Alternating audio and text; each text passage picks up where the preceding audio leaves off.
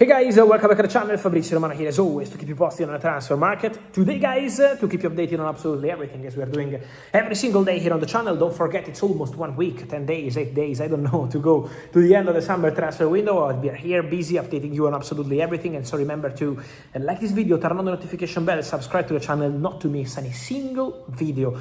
Plenty of news from all over Europe. Michele Di Gregorio, Italian goalkeeper from Juventus to Bournemouth, for example, it's a deal advancing on loan with an option to buy, and it's plenty of stories from all the countries, so stay absolutely tuned. I was also reporting something on Christopher Nkunku. Watch out for Christopher Nkunku because the French striker is going to leave AC Milan. The French striker is going to try a new chapter in his career, and according to my information there is interest from Newcastle, from Leipzig, so there is movement around the player. One to watch definitely in the next days. But we want to talk about Liverpool, guys. We have to talk about Liverpool. Let me restart this conversation by picking up what I said already a few weeks ago. I keep telling you, for Liverpool, 2 wingers. One is Bradley Barcola, because they want him, they're going for him, and they're going all in. Second is one more player they want to add to the squad. The question of the week from Liverpool fans, more than on Barcola, was why you are not reporting on Mbaye?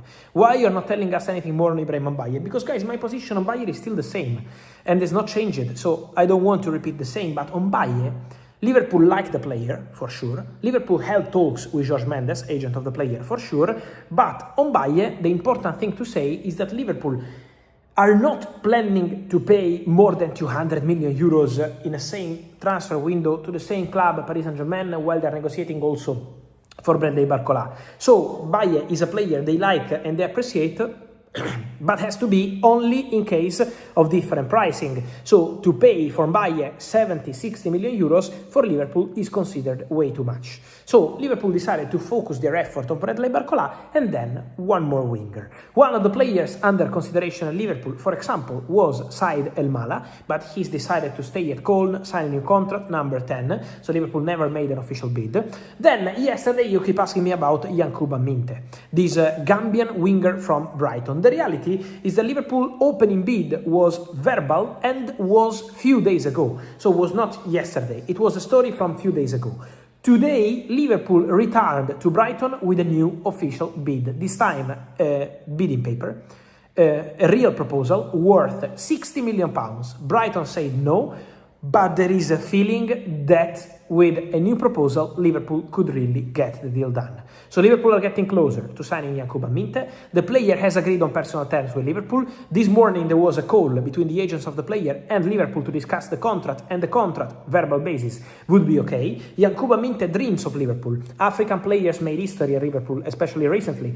Mo Salah, Sadio Mane, who is an idol for the player. So Yankuba Minteh would love to go to Liverpool. Now, agreement with the player, waiting to see the conversation with Brighton, how it's gonna go. But remember, this is a separate story from Bradley Barcola. Don't forget Bradley Barcola. I told you, the Barcola breakthrough is not going to be anytime soon. I told you at the beginning of August. We are getting into the final week of the summer transfer window, and my feeling is that for the breakthrough is not going to be today or even tomorrow. It's going to take some days. So the conversation continues with Paris Saint-Germain. Liverpool remain in active talks. Liverpool have an agreement with the player, but the agreement, club to club, is still needed. Talking about club-to-club agreement, guys, the story on Omar Marmoush remains absolutely valid. Omar Marmoush, in my expectation, is going to be a Tottenham player. The agreement with Manchester City is very close. It's just some final details to clarify club to club, Tottenham City, but the agreement is very close, so I remain very optimistic. As I told you, Savinho is in London to complete his move, but the idea is to see both Savinho and Marmoush in a Tottenham shirt by the end of next week. Might be not this weekend, but next week I expect the Marmoush deal to get done. This is the conversation. Who is leaving now, is living on a plane and is leaving the city, is Jorge Mendes, one of the most powerful agents in the world, who was in Barcelona to talk with Marc Casado, with Alejandro Balde, and with Deco, Barcelona director. The conversation took place for Jorge Mendes to assess the future of his clients. For Marc Casado, there are several possibilities. He's going to leave Barcelona, and he's not guaranteed he's going to be Al Hilal. Many rumors on Al Hilal, but I'm told it's open to more clubs in Europe and abroad. So Casado is definitely going to leave Barcelona. For Alejandro Balde, is more kind of 50-50 situation, because on one side, in case of good proposal, Balde could still leave Barcelona. On the other side, what I can tell you is that, for example, the player is not pushing to go. So, just to give you context, there was a call this week between Jorge Mendes and Manchester United. United are looking for a left back, and United were asking for the conditions of the deal. Jorge Mendes was considering this possibility, but the player is not pushing to go. And it's not about rejecting the player. Alejandro Balde is very happy in Barcelona and would love to compete for his spot at Barcelona. So the only way to see Balde leaving Barca from now to the end of the season is if it's Barca telling Balde, okay, we need to sell you, we want to sell you. So that's the only way. Man United are informed on the conditions. As of today, they have not retired with any official bid. United are focused on the Balde story. We will talk about that in the next hours. But for sure, Alejandro Balde is an open situation. Casado is one way, and it's leaving Barcelona.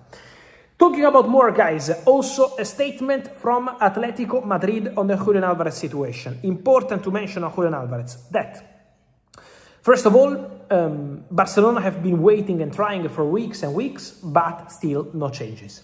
Arsenal, yesterday, Matteo Alemany, director of Atletico Madrid, had a contact with Arsenal, and Arsenal wanted to be informed on the Julián Álvarez situation, cost of the deal, player situation, so Arsenal were taking informations. But my understanding is on this that first of all, the price was considered too high by Arsenal. So the moment Arsenal believed that the eventual money that would take to sign Julián Álvarez would be too much, as of today.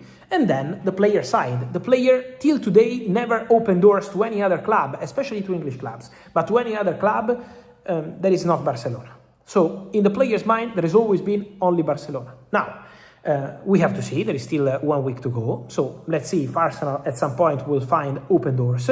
But the statement from tonight is coming directly from the CEO of Atletico Madrid, Miguel Ángel Gil, and he says, we need Julián Álvarez. We need Julián Álvarez to be competitive. We know he's a top professional. We need Julián to be in the best European teams. And so he says, we absolutely will take care of Julián Álvarez and he will stay with us. So the message from Atletico is still the same. They don't want to sell the player. So Arsenal are informed on the conditions, but also don't forget the player side, which is a big part of this story as well. So for sure, several things to follow. For sure, very interesting to follow all these kind of stories, because also this Julián mix of things is going to be interesting to follow. Atletico Madrid insists on the player staying. Barcelona, as of today, there is no concrete change. I know there was something on social media between Barca fans saying that maybe it should change in the next hours, but at the moment I can guarantee to you that Barcelona still don't have any information from Atleti opening doors. And then the statement from Gilmarín. So a very busy day, very busy hours. Guys, remember to like this video, to turn on the notification bell, to subscribe to the channel for all the very latest, and I will see you here soon, as always, to keep you posted. Thank you.